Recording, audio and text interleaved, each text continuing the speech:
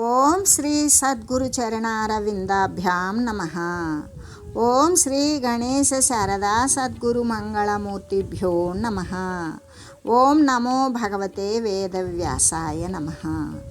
ఓం నమః ప్రణవార్థాయ శుద్ధ జ్ఞానైకమూర్తయే నిర్మలాయ ప్రశాంతాయ దక్షిణామూర్తయే నమః. ఓం ఈశ్వరో గురురాత్మేతి మూర్తిభేద విభాగినే వ్యోమవద్వ్యాప్తదేహాయ దక్షిణామూర్తయే నమః. శ్రీ గురుగీత ద్వితీయోధ్యాయము. ఈ శ్రీ గురుగీతను పఠించేటువంటి వారు, వినేటువంటి వారు పరమశాంతిని పొందుతారు. తాపత్రయము మొదలైనటువంటి సకల దుఃఖాలు కూడా నశించిపోయి వారు జ్ఞానస్వరూపులే అవుతూ ఉంటారు. కాబట్టి ఇది అందరకు కూడా పరమశాంతిని ఇచ్చేదిగానే ఉన్నది. దీని యొక్క మహిమను గురించి మనం మాటలతో చెప్పగలమా అంటే చెప్పలేము. అందుకే అనేక వ్రతాలు, దానాలు, పూజలు, మరి తీర్థస్నానాలు, మహాత్ముల యొక్క సందర్శనాలు చేసి కూడా కొంతమంది సంతానం కలుగక గొడ్రాలై ఉంటూ ఉంటారు. అటువంటి గుడ్రాలుగా ఉండేటువంటి స్త్రీలు సైతము శ్రీ గురుగీతా శాస్త్రాన్ని పరమ భక్తితో గనక ఆశ్రయించారో, లేదా పఠించారో, లేదా శ్రవణం చేస్తూ ఉన్నారో, దానినే మరి మననం చేస్తూ స్మరిస్తూ అటువంటి మంత్రాన్ని జపిస్తూ ఉన్నారో వారికి తప్పనిసరిగా వారికి మంచి సంతానం అనేటువంటిది కలుగుతుంది. అంతేకాదు, కాబట్టి ఇది ఎటువంటిది అంటే గొడ్రాలకు కూడా మంచి సంతానాన్ని ఇచ్చేటువంటి దానిగా అంత మహిమోపేతమైనది. అందుకే దీనిని వంధ్యాసుపుత్రదాయి అని కూడా అంటారు. ఇంకా కూడా స్త్రీలు సర్వకాలములయందు కూడా మాంగళ్యంతోనే ఉంటారు కదా, సౌభాగ్యకరంగా. అంటే వాళ్ళు వితంతువులు కానే కారు. ఎవరు? శ్రీ గురుగీతను పఠించేటువంటి వారు భక్తితో కూడి ఆ వితంతు భయము అంటే విధవరాండ్రు అవుతారేమో అనేటువంటి భయాన్ని పొందకుండా వారి మాంగళ్యం శాశ్వతంగా వారి యొక్క శరీరం పోయేటంత వరకు కూడా పుణ్యస్త్రీగానే శరీరాన్ని వదులుతారు. అంటే తనకంటే తన భర్త ముందు మరణిస్తాడేమో అనేటువంటి భయం కూడా ఉండదు. అంటే అంత ధైర్యంగానే ఉంటారు శ్రీ గురుగీతను అనుసరించేటువంటి వారు. ఇంకా అంత మాత్రమే కాకుండా సర్వ సౌభాగ్యముతో నిండిపోయిన వారే మహాసుఖాలను పొందుతూ ఉంటారు.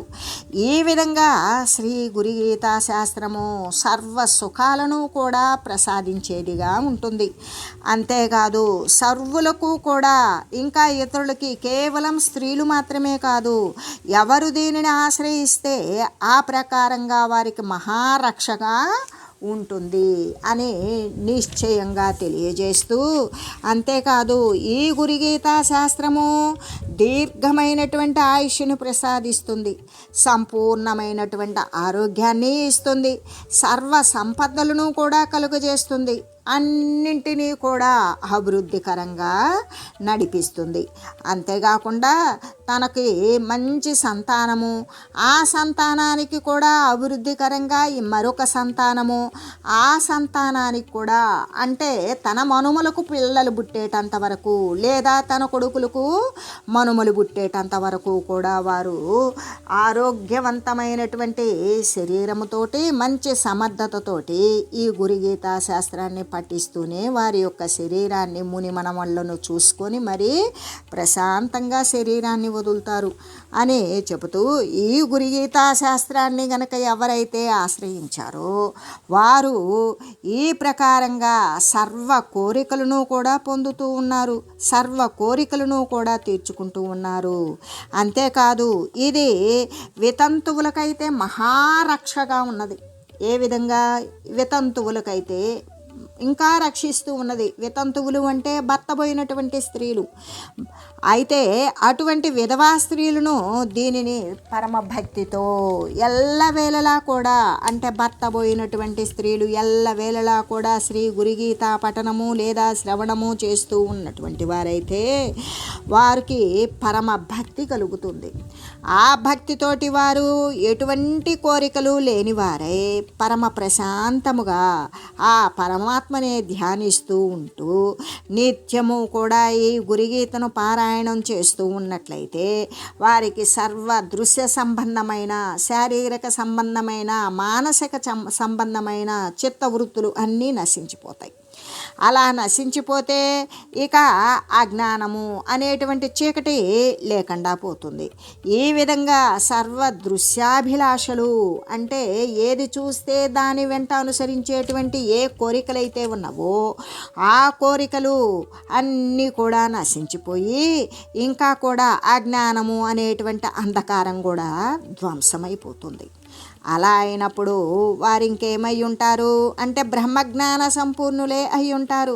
సర్వవ్యాపకమై, సర్వాధారమై, సమాశ్రయమై, సర్వమునందు కూడా సమస్థితిలో ఉన్నటువంటి ఏకరసమాత్రమైన పరబ్రహ్మస్వరూపం ఏదైతే ఉంటుందో దానిని తెలుసుకునేటువంటి జ్ఞానం కలిగి ఉంటారు. అటువంటి బ్రహ్మతత్వాన్ని పొందేటువంటి జ్ఞానము కలిగి ఆ జ్ఞానమునందు కూడా వాళ్ళు సంపూర్ణతను సాధించి నిరతిశయానంద రూపమైనటువంటి శాశ్వత ముక్తత్వాన్ని, ముక్తి పదాన్నే పొందుతూ ఉంటారు అని చెబుతూ, ముక్తి అన్నప్పుడు ఎల్లవేళలా శ్రీ గురుగీతను జపిస్తూ తపిస్తూ శ్రవణం చేస్తూ ఉన్నటువంటి వారికి ఇక మళ్ళీ కూడా వారికి ఎటువంటి శరీరాలు కూడా రాకుండా ఉండేటువంటి జ్ఞానం కలుగుతుంది.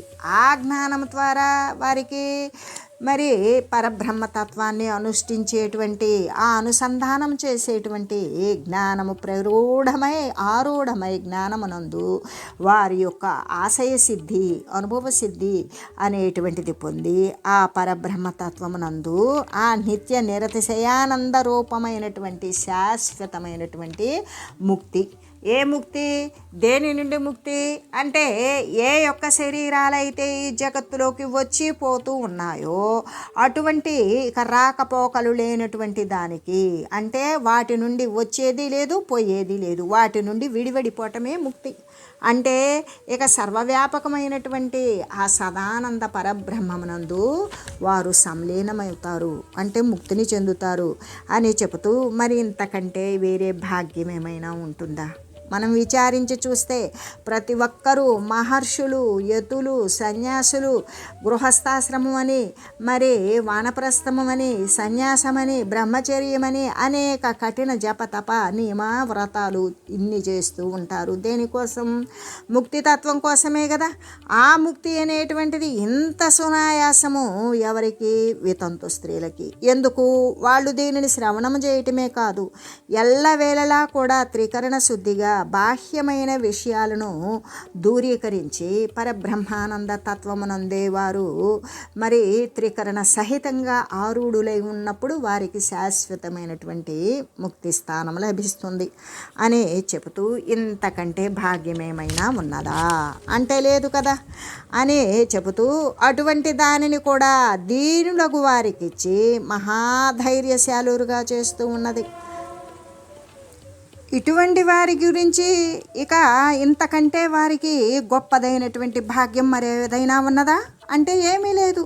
ఎందుకు అంటే అటువంటి దానిని కూడా దీనులైనటువంటి వారికి ఇచ్చి మరి మహాధైర్యశాలురుగా చేస్తూ ఉన్నది ఈ శ్రీ గురుగీత శ్రవణము లేదా పఠనము అని చెబుతూ, అంతేకాదు ఎలాగంటే స్త్రీలను సైతం కూడా స్త్రీలకు గురుగీత పఠనం యొక్క లేదా శ్రవణం యొక్క మహాత్మ్యాన్ని గురించి గట్టిగా నొక్కి వక్కాణించి తెలియజేసి, అవైధవ్యం సకామాతు లభతే చాన్య జన్మని సర్వదుఃఖమయం విఘ్నం నాశయేత్తాపహారకం. ఎలాగంటే ఇక ఒకవేళ అటువంటి ముక్తి తత్వాన్ని పొందాలి అని వారికి అనిపించలేదు, మరి వారికి తన భర్త ద్వారా అంటే ఎటువంటి కోరికలు నెరవేరలేదు, అయినా కూడా వారికి కోరికలతో ఉన్నటువంటి కామనా వాసన అనేటువంటి కామనా బుద్ధి నశించలేదు. వాళ్ళు ఈ శరీరంతో అనేక సౌఖ్యాలు పొందాలి అని కోరుకుంటూ ఉన్నారు. ఆ అనుభవించాలి అని కోరిక గనక ఉన్నదనుకో, అయినప్పటికీ కూడా తన భర్త చనిపోయాడు, వారు ఎటువంటి పర విషయాలకి వెళ్ళలేరు, మరి తన శారీరక సంబంధమైనటువంటి వాంఛలు తీర్చుకుందామా, భర్త లేడు. అటువంటి వారు చాలా బాధలు పడుతూ ఆ కోరికలు తీరకుండా ఉండేటువంటి వారు కూడా అయినా కూడా అటువంటి ఏ విధంగా సుఖవంతమైనటువంటి సౌఖ్యాలు అనుభవించాలి అనే కోరికలు ఉన్నప్పుడు అయితే అటువంటి స్త్రీలు సైతం కూడా శ్రీ గురు గీతా శాస్త్రాన్ని ఆశ్రయించినట్లయితే ఆ స్త్రీ మరు జన్మలో అంటే ఇంకొక శరీరం ధరించినప్పుడు, అంటే ఈ శరీరానికైతే ఇదింతే, ఈ శరీరం ఉన్నంత వరకు కూడా శ్రీ గురుగీతను ఎవరైతే పఠనమో శ్రవణమో చేస్తూ ఉంటారో నిరంతరం వాళ్ళల్లో ఎన్ని కోరికలు ఉన్నా ఆ కోరికలు అప్పటికీ అణిచివేయబడతాయి. తన మనసుకు శాంతి సిద్ధిస్తుంది. తనకు ఇక ఎల్లప్పుడూ కూడా శ్రీ గురుగీత ఎందే మనసు లగ్నమై ఉంటుంది. అటువంటి వారు శరీరం వదిలిన తర్వాత ఆ కోరికలు తీరని వారు తీర్చుకోవాలి అనుకుని కూడా శ్రీ గురుగీతను ఆశ్రయించి పవిత్రంగా అదే స్మరణతో అదే భక్తితో గనక శరీరాన్ని వదిలినట్లయితే ఇక అప్పుడు ఆ స్త్రీ మరు జన్మంలో తన యొక్క మాంగళ్యాన్ని సుస్థిరంగా పొందుతుంది. ఏ విధంగా తన భర్త దీర్ఘాయుష్మంతుడై ఉండేటట్లుగా అటువంటి మాంగళ్య సిద్ధితో కూడుకొని దీర్ఘాయు రక్షతో ఉన్నటువంటి మాంగళ్యాన్ని పొంది ఆమె సుస్థిరంగా అటువంటి సుఖాలను పొందుతుంది. అంతేకాదు ఇంకా కూడా దీర్ఘమైనటువంటి ఆయుష్తో కలిగి ఉండి భర్తతో కూడి తను సర్వ సౌఖ్యాలు కూడా అనుభవిస్తుంది. ఎందుకు అంటే అది ఈమె ఈ శరీరంతో చేసుకోవాలి. ఆమె ఎప్పుడో ఇటువంటి శ్రీ గురుగీతను ఎప్పుడో పఠించింది. ఆ పఠించినది శరీరాలు మారినప్పటికీ కూడా పుణ్య విశేషం అనేటువంటిది తప్పదు కదా.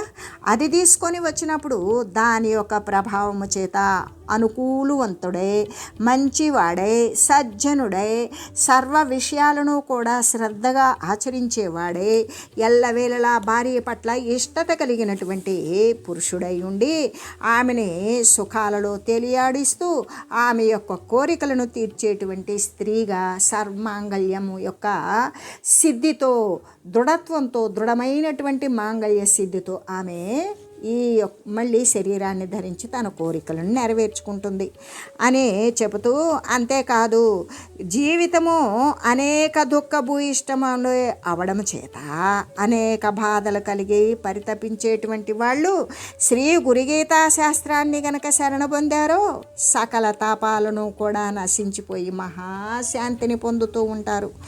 ఎందుకు అంటే మనుజుని యొక్క శరీరమే కాదు, శరీరము అంటేనే దుఃఖభూయిష్టం, అనేక దుఃఖాలతో నిండిపోయి ఉంటుంది.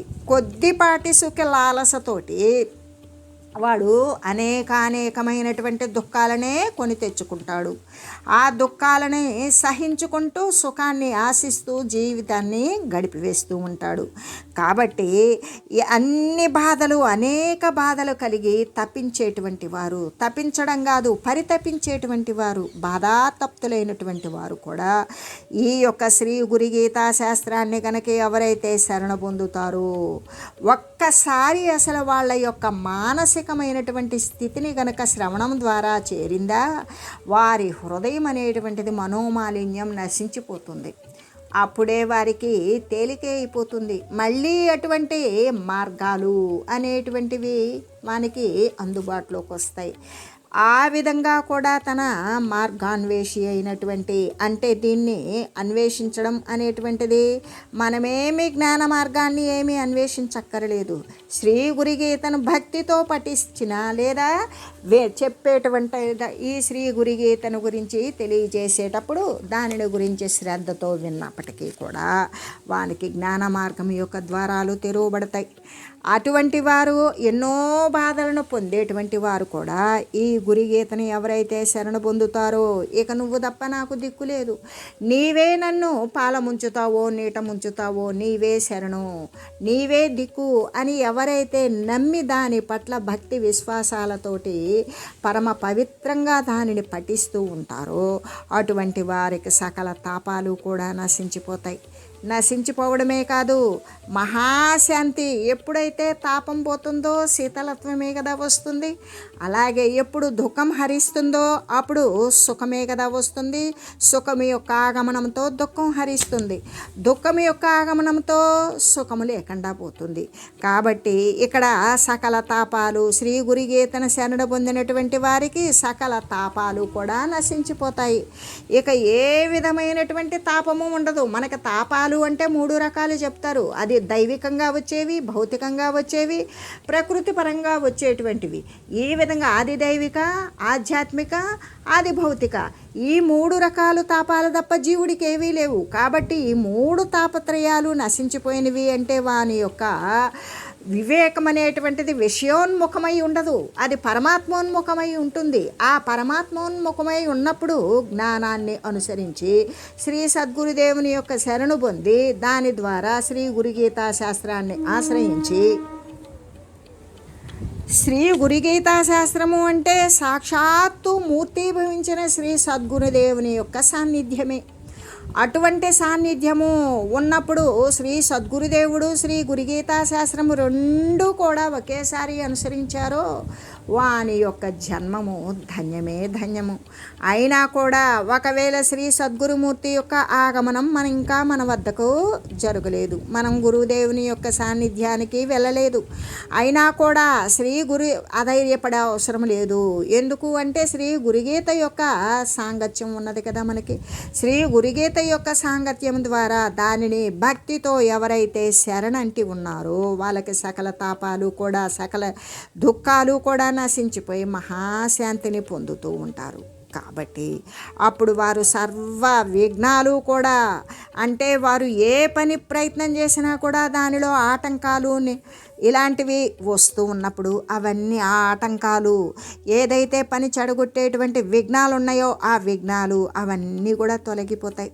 తొలగిపోయినప్పుడు వారు చేసే ప్రతి పని కూడా ఫలవంతమే అవుతుంది. ఆ ఫలవంతమయ్యి విఘ్నాలన్నీ, సర్వ విఘ్నాలు కూడా తొలగిపోయి జీవితాన్ని శ్రీ గురుమయంగా చేసేసుకుంటాడు. అంటే శ్రీ గురుదేవుడు నిండిపోయి ఉంటాడు. శ్రీ గురుదేవుడు బోధించేటువంటి జ్ఞానం నిండిపోయి ఉంటుంది. అమృతమయంగానే గడుపుతూ ఉంటాడు. అంటే వాడు ఇక మృతప్రాయుడు కాదు. ఏదైతే ఉన్నదో ఈ దేహ సంబంధమైన, దృశ్య సంబంధమైన వస్తుస్థితి మాత్రమే మృతప్రాయమైనది. అదే వస్తుంది, పోతుంది, పోతుంది, వస్తుంది. ఈ విధంగా ఉండేటువంటిది మృతప్రాయమైనది, అది చచ్చేదే. ఒకవేళ మనం 100 సంవత్సరాలు ఉన్నా, 70 సంవత్సరాలు ఉన్నా, 50 ఉన్నా, ఎన్ని ఉన్నా కూడా అది ఎప్పటికైనా పోయేదే. అందుకే అక్కడ అస్థిరమైనటువంటిది వచ్చిపోయేటువంటి స్థితి కలిగినటువంటిది మృతప్రాయమైనది, వచ్చిపోయేటువంటి స్థితి లేనిది సర్వవ్యాపకమైనటువంటి అమృతమయం, అదే పరబ్రహ్మతత్వానందం అని చెబుతూ, కాబట్టి ఈ విధంగా శ్రీ గురుమయంగా శ్రీ గురుదేవుడే పరిపూర్ణుడై నిండి ఉన్నట్లుగా అమృతమయంగా గడుపుతూ ఉంటారు శ్రీ గురుదేవుని ఎవరైతే భక్తి తత్వంతో ఆశ్రయించుకొని ఉంటారో. అంతేకాదు ఇంకా కూడా ఇప్పటికీ వితంతువులకే కదా చెప్పారు. వాళ్ళు వితంతువులు అయినటువంటి వారు మరి ఏ విధంగా అంటే శ్రీ గురుగీతను కనుక ఎవరైతే ఆశ్రయించారో వారికి భక్తి, వైరాగ్యము, జ్ఞానము కలిగి పరబ్రహ్మతత్వమునందు లీనమవుతారు. అలా కాదు, వాళ్ళకి ఇంకా కూడా కోరికలు ఉన్నవి, ఈ శరీరంతో తన పతితో కలిసి సుఖించలేదే అనే బాధలు ఉన్నవి, వాటిని తీర్చుకోవాలి అంటే అటువంటి వారికి కూడా మార్గోపదేశం ఉన్నది. అదే శ్రీ గురుగీతను ఆశ్రయించినప్పుడు ఈ విధంగా తన పతిదేవుడు మళ్ళీ కూడా వచ్చేటువంటి ఈ శరీరంలో, ఈ శరీరం ఏ విధంగా శ్రీ గురుగీతా శాస్త్రమును ఆశ్రయించి దాన్ని పఠిస్తూ గడిపివేసినట్లయితే ఆ పుణ్యమంతా రాశిగా పోసుకొని దీర్ఘాయుష్కుడైనటువంటి, గుణవంతుడైనటువంటి, తన యందే ప్రేమ అనురాగము కలిగినటువంటి పురుషుణ్ణి పొంది ఆమె చాలా సంతుష్టయ్యే సుఖిస్తుంది. ఇదంతా కూడా శ్రీ గురుగీత ప్రభావమే అని తెలియజేస్తూ, అంతేకాదు ఇంకా కూడా ఏంటి అంటే కుంకుమ శోభితలకు వారు కూడా మరి ఏ విధంగా అంటే మంగళధారణ చేసినటువంటి వారు, అంటే మాంగళ్యంతో శోభించేటువంటి వారు మాత్రమే కాదు, విధవా స్త్రీలు కానీ, అతి కష్టంలో ఉన్నటువంటి దీనాతి దీనులు కానీ ఎవరైనా సరే మాంగళ్యంతో ఉన్నవారికి శ్రేయస్సే జరుగుతుంది. వితంతు స్త్రీలకి శ్రేయస్సే జరుగుతుంది, గుడ్రాలకి శ్రేయస్సే జరుగుతుంది, దీనత్వంతో ఉన్నటువంటి వారికి శ్రేయస్సే జరుగుతుంది. వారు ఇహ సంబంధమైన పర సంబంధమైన ముక్తితత్వమైనటువంటి దేనిని పొందాలని వారు కోరుకున్నప్పటికీ కూడా భక్తి సహితముతో కూడి శ్రీ గురుగీతను ఎవరు ఆశ్రయిస్తారో దాని సంబంధమైనటువంటి వారి కోరికకు అనుకూలమైనటువంటి ఫలితాన్ని పొందుతూ ఉంటారు అని చెబుతూ, అంతేకాదు ఎవరైనా సరే శ్రీ గురుగీతను పారాయణం చేయవచ్చు, జపించవచ్చు, ధ్యానించవచ్చు, శ్రీ గురుతత్వాన్ని పొందవచ్చు. శ్రీ గురుగీత యొక్క ఆధారము చేతే కదా శ్రీ గురుదేవుని యొక్క తత్వాన్ని తెలుసుకునే నిమిత్తం శ్రీ గురుదేవుని యొక్క సాన్నిధ్యాన్ని పొందుతాము. అటువంటి తత్వాన్ని కూడా పొందవచ్చు.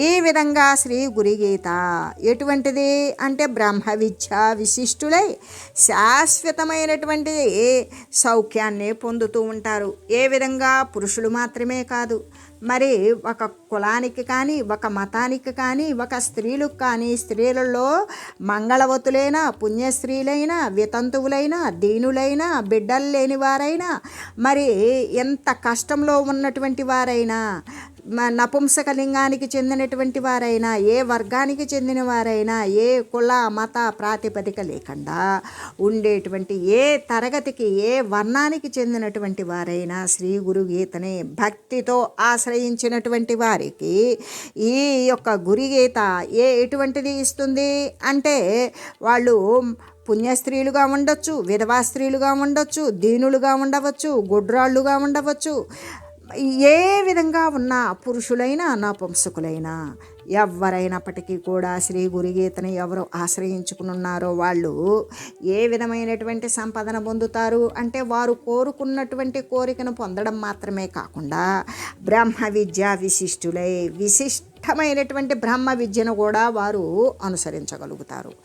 వారు ఆ బ్రహ్మ విద్య విశిష్టులై బ్రహ్మతత్వాన్ని పరబ్రహ్మతత్వాన్ని అవలోకించి అనుసంధానం చేసి దాని ద్వారా శాశ్వతమైనటువంటి సచిదానంద సుఖాన్ని, నిత్యమైనటువంటి నిత్య నిరతిశయానంద సుఖాన్ని వాళ్ళు శాశ్వతంగా పొందగలుగుతారు అని తెలియజేస్తూ, అంటే ఏ విధంగా ఇక ఆ విషయం గురించి తెలియజేస్తూ, అంటే ఎటువంటి వారైనా సరే వారు కోరుకున్నటువంటి ఫలితాన్ని పొందుతారు అని తెలియజేస్తూ, ఓం మంగళం శ్రీ గురుదేవాయ మహనీయ గుణాత్మనే సర్వలోక శరణ్యాయ సాధురూపాయ మంగళం.